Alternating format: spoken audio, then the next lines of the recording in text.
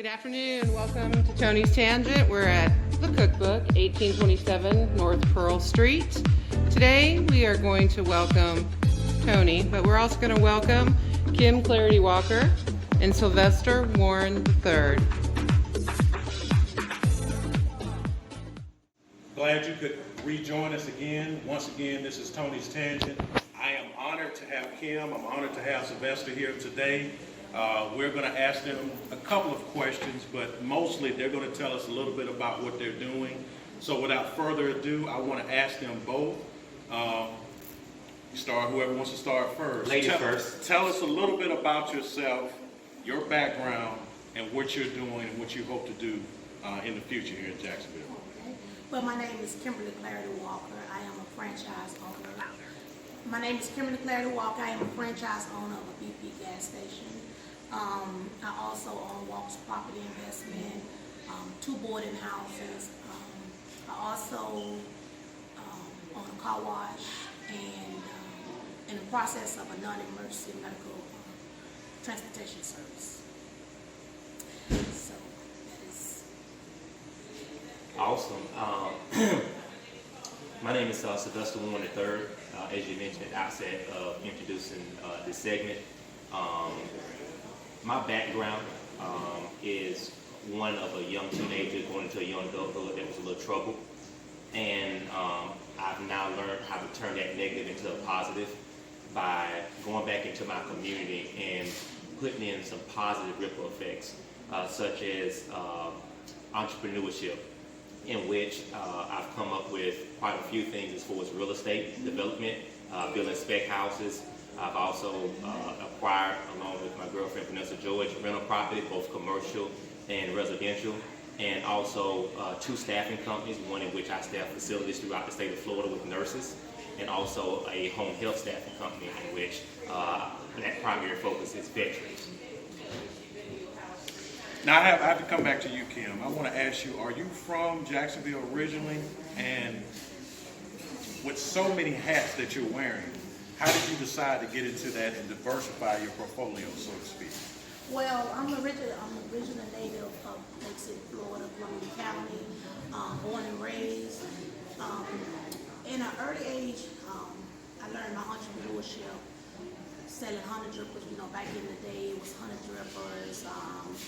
We call them freeze cups, candy to the neighborhood kids, and from there, that's where I learned how to become an entrepreneur, how to keep counting money, how to put money away, to make sure we put it back into merchandise. So because of those skills that I learned at a young age, it rolled over into my adulthood. Coming from a poverty-stricken community, I wanted better for my children and my grandchildren and my future great-grandkids. So I decided to begin to look into being my own boss. And that's when we formed Walker's Property Investment, which consists of buying real estate, doing either quick flip or renting the property, leasing the properties out. And that's where I acquired 2 boarding houses. And in the process doing 2 companionship homes, and from then on, I'm just taking off. That's when I came into the PP franchise module, and been going ever since. Create generational wealth, multiple streams of income. Awesome. Okay. Well, do y'all have a history of working with each other? We have a history of knowing each other and for sure working with each other. Do you have that same entrepreneur spirit too? He's bad to the bone. Absolutely. When Kim tells her story, I'm from Lake City, so when Kim tells her story and she tells you about the honey drippers and learning how to hustle, because Kim and I are a block and a half away from being raised with each other. Okay. And so we have that same background, the socioeconomics and the growing up extremely poor and having to have to help the family either acquire school clothes, and we make the sacrifices for our siblings because we are a few years older than certain siblings, and so we share that. And it's always been the goal of Kim and I to work hard to come out of those elements, and so that we can set an example and to push our families forward and also build a legacy. That was something that we always talked about, we've always cried about and prayed about, and I think that God's grace has been extremely generous to us to be able to be in the spot that we're in now to do some of that. Yes. Me and Sylvester both are walking testimonies. We have a story to tell. We give our community hope and know that if it can happen for the both of us, it surely can happen. And there's no doubt about that. If people who know us and see him now together and see what we've come from and what we're doing now and how we have a true heart for people in our community, how we give back selfishly. Him gives back selfishly. I give it. And to see where we're at, people know that there's hope for them. Because there's people that have lived worse than us and better than us, and they're in some times that they see us, they're like, okay, if they can do it, we can do it. And that's what we want. That's what we want. We're all about that. Because we have people reaching out to us now saying, y'all are an inspiration to us. That means a lot coming from where we came from. So. And let me say this. Kim and I, we talk a great deal, and this is what we've agreed to do. A lot of people don't see us together, but they don't realize that we do communicate, and we stay extremely close. And so, when we help each other, it's free. And so, I love Kim, because we may ask each other, what I owe you? And Kim will tell me, I tell Kim, you know what to do with this. You take this, I owe you, you pay it forward, and you help somebody else that you come into that may be in need of some information. And that's what we're about. We're about paying this information forward. I'm glad you asked that, so this leads into my next question. This seems to be the year, or the couple of years of Black Girl Magic.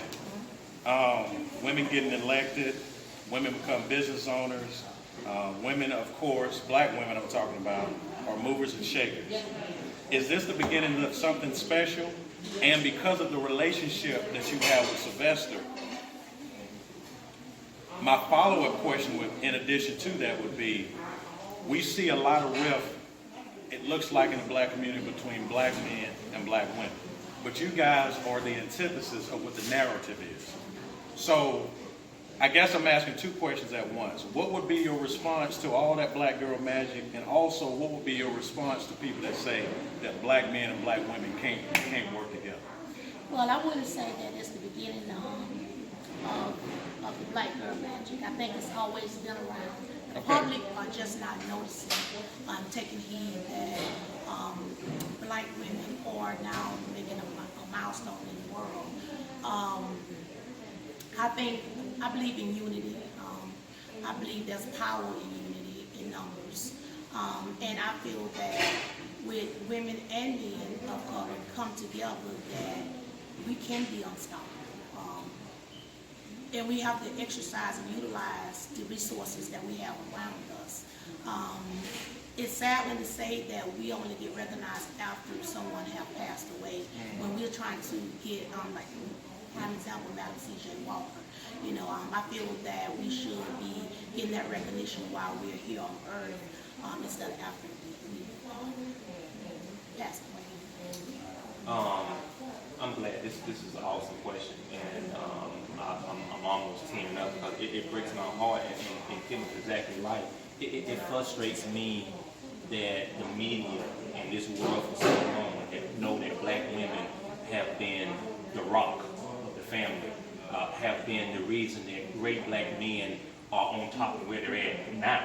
And for them to not have been had recognition for what they have done in the role they played in America, the role they played in the Black family, the role they played in Black entrepreneurs, it's extremely frustrating to me personally.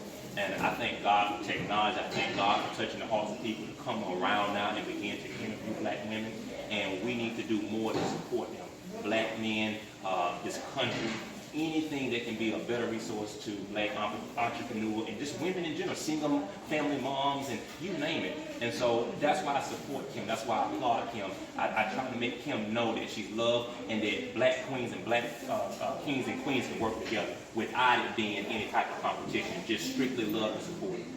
Yes, and touching back on what Sylvester said, considering men that's in power, have a queen that's pushing him forward.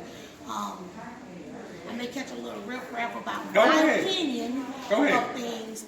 You know, so many don't want a woman in the White House. They feel like we are vulnerable and can't really lead. But if the truth be told, behind every successful man, there is a strong woman that's really probably the one calling the shots behind the scene.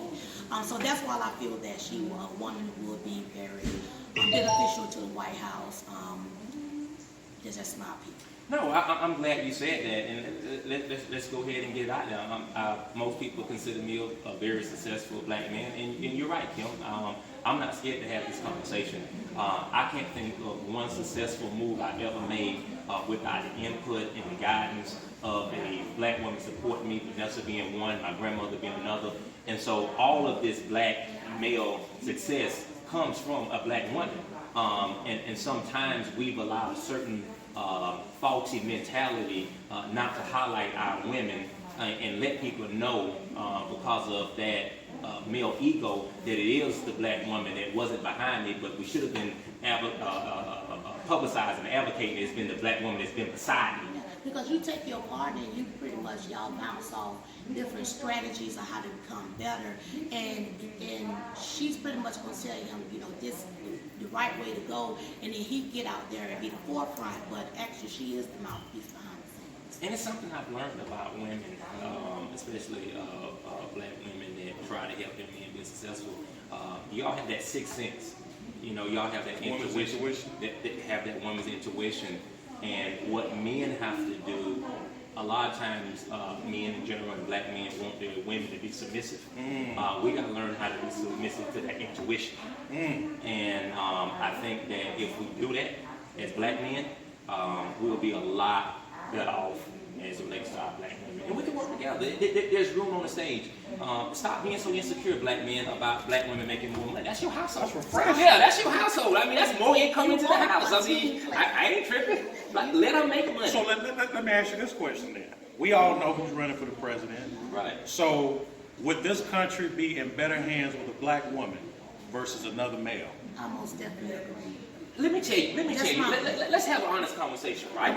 Okay. Even if you go back, right, and you go back, who was always running the house, be it the White House, any house? You look in that White House, black people are in there running that house. If it's from the services to security to everything else, it's black people. You go back to slavery. Who was running master house?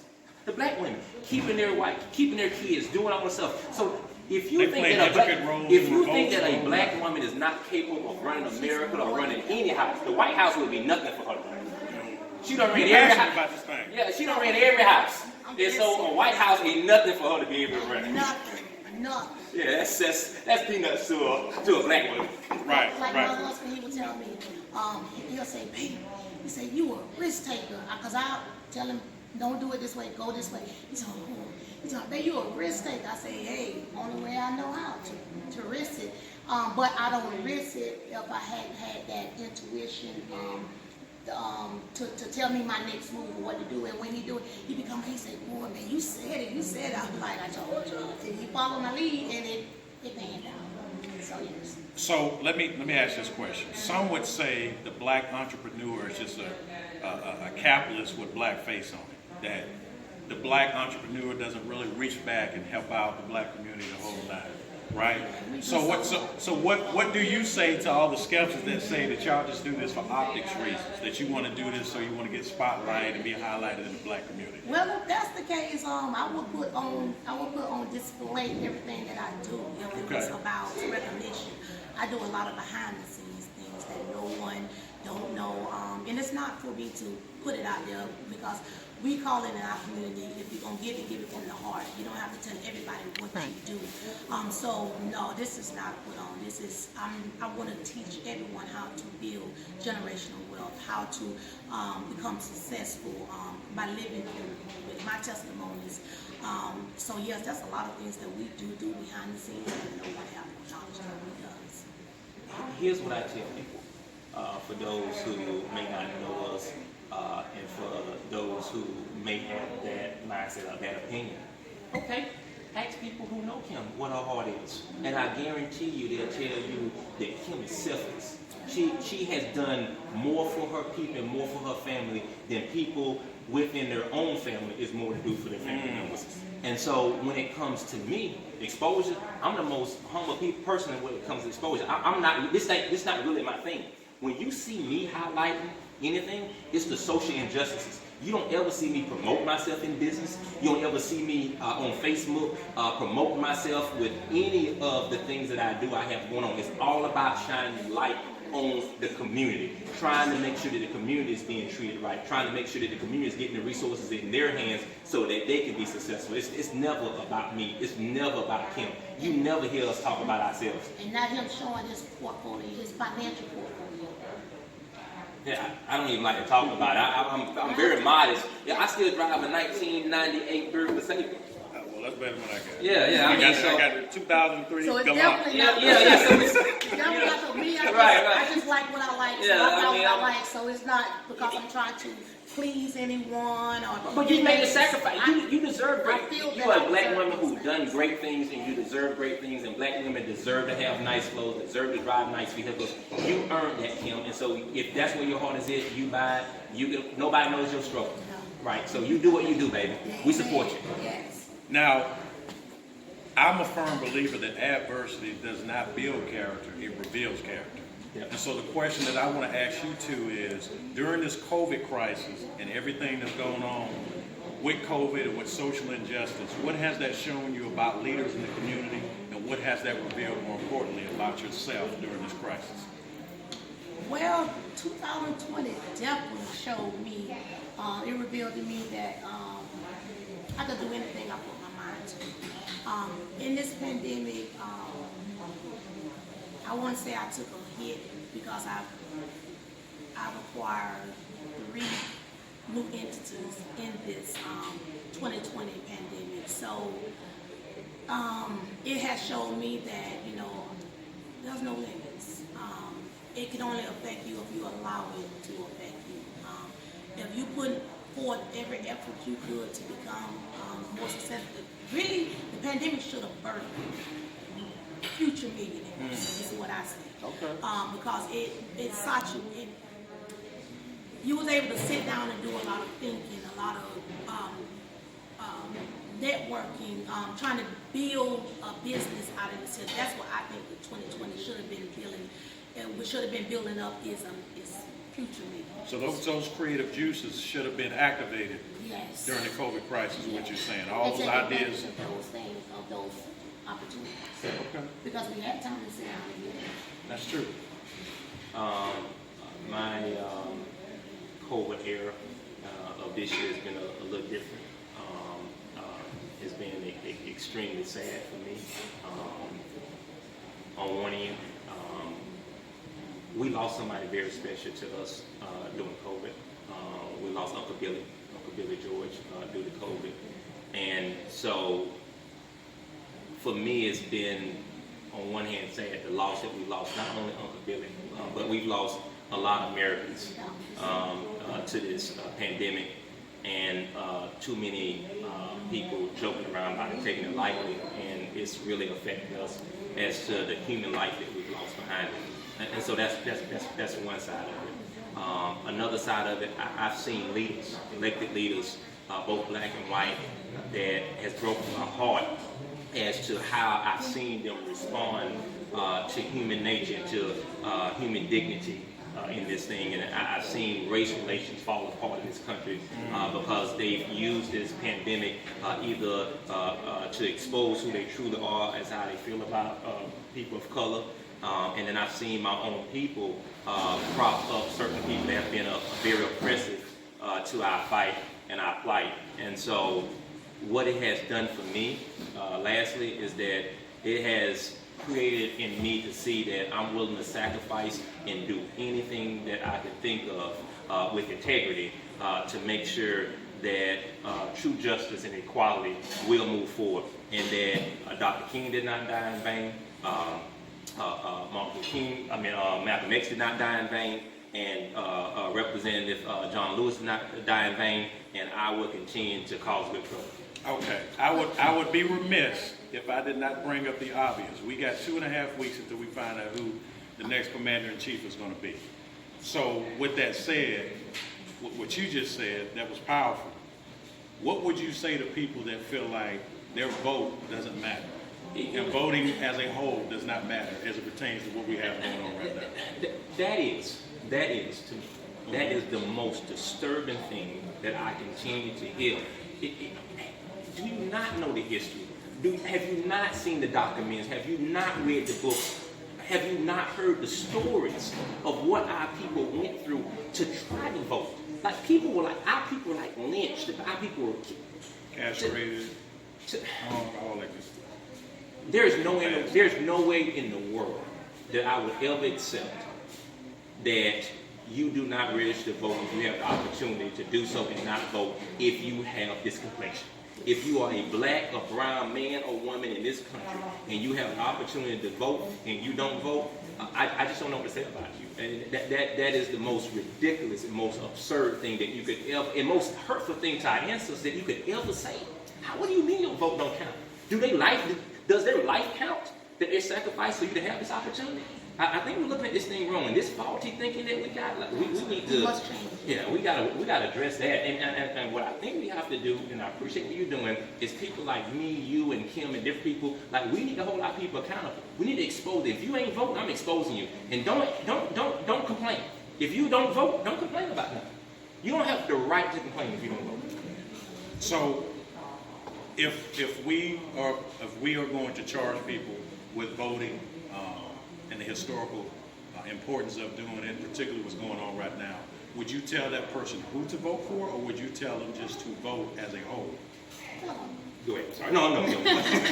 Well, I hope that they are doing their research and know who they need to vote for.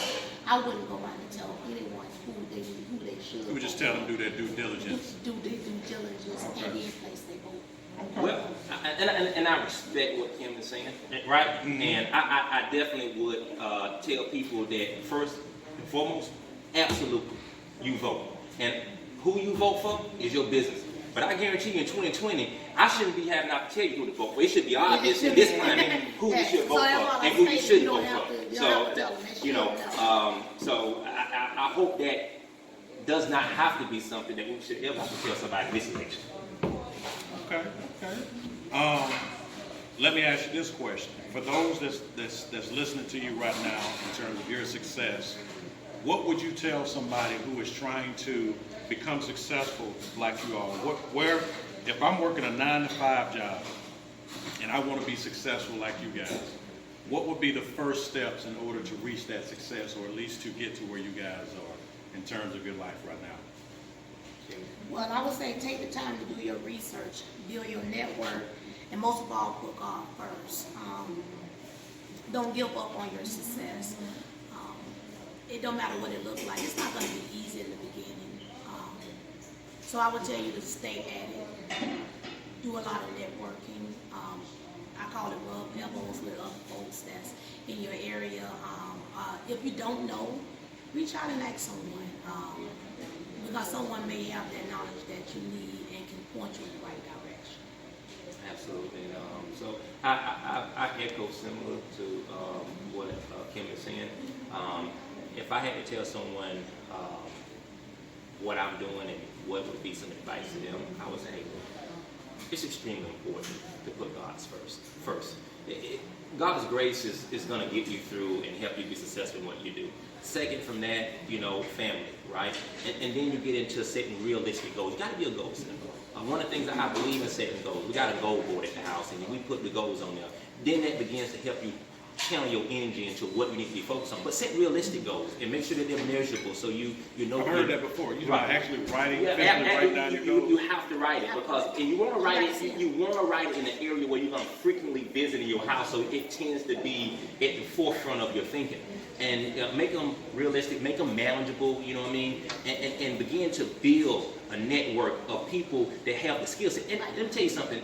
Don't always be so quick to think that family and friends are going to be the ones to get you to where you need to be in these endeavors, right? Look for the people who best have the skill set, you know what I mean? And that way you can get those things achieved. And be patient, right? And work hard. And don't think that failure is the end. Like, it takes some failure to get some success. And so do not let that failure cause you to get out the game and ride the bench. Stay in the game. Stay in the game, and you'll be successful. And not only that, make sure everybody's not going to receive you. Everybody's not going to applaud for you. everybody not gonna support you, but you can't give up on your dream based on someone else's reaction to you. You keep doing what you're doing. You're passionate about what you're doing. It will become successful. It will. And I'm glad you said that. A lot of people sometimes get out of the game because they allow other people to inject their fear on them. Don't let people inject their fear on you. Be fearless in what you believe in. And another thing you said, Kim, that I love is networking and reaching out. Don't be so prideful. And I know, I understand the culture of my people and what we've gone through, and we've become so prideful we don't like to ask for nothing. But I'm telling you, if you really want to win, go to people. My grandmother and grandfather always told me people can only say two things, yes or no. And so go ask. Go ask. They teach you in school that the dumbest question is the one not asked. I mean, so you'll win on both fronts by this. Well, in closing, they have been amazing. I'm honored to hear some of their wisdom and some of the things they say. We are like-minded kindred spirits.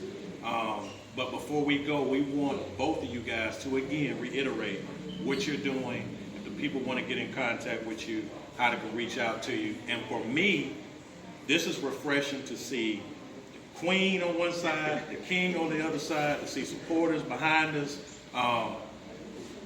It lets me know I'm still going on the right path. So in closing, again, we're glad that you reach out to us, but before we go, we want you, Kim, and we want you, Sylvester. Tell the people again exactly what you're doing, how to get in contact with you, and just let folks know that you are an inspiration in the community. Okay. Well, first I want to touch on you. I want you to continue to do what you're doing because you are on the right path. We need to have more segments like this, bringing awareness to the community. So by all means, continue to do what you're doing. Thank you. As for me, my name is Claridy-Walker. You can reach me at housing@walkers.com. That's my email address. Also, you can reach me on Kimberly Claridy-Walker on Facebook and Instagram, Kimberly Clarity386. Feel free if you have any questions, need any advice, or just need someone to talk to. I'm here, I'm available. Just reach out to me. Yeah. So just like him, Tom, we've been at this thing for a minute now. You've inspired me to do the Lake City Black Chamber. Okay. We're working on it. Y'all hear? We filed everything. We have our corporation paperwork. We're just waiting on our 501c. Let me ask you a question. Yes, Let me ask you a question. You have here in Jacksonville, we have a Jacksonville Chamber of Commerce, and Right. we used to have a black chamber. Right. Why is it? Some may ask the question, why do you need a black chamber of commerce? And I asked him the question, why don't we? And so, here's what I say. Thank you. Thank you for all that you're doing. Sometimes it's people like you who don't get the recognition and who don't get the due praise for what you do. Because if you don't do what you do, right, we don't get the help that we need because you have to project all this information that's very, very valuable to us. Right. So thank you for even allowing us to be in this space with you. My name is Sylvester, and I'm an entrepreneur. I run staffing companies, nursing staffing companies. We call it agency, in which I take RNs, LPNs, and CNAs, and I send them out into the different facilities, and I also send them out into the homes. I also have a real estate company that I share with my girlfriend, Vanessa George, and what we do, we have a portfolio of residential property that we rent. We have a portfolio of commercial property, and we also build what are called speculation homes. I am always reachable on my cell, 386-628-7152, and on social media as Agency Quality. I am here at your disposal to use in any Ready way. to build. Yes. He's ready to build. build. Any way I can be helpful. My resources or your resources. And that is true. Thank you. I'm a witness. So once again, thank you, and until the next time, y'all know what it is. Stay black. Stay black. Stay black.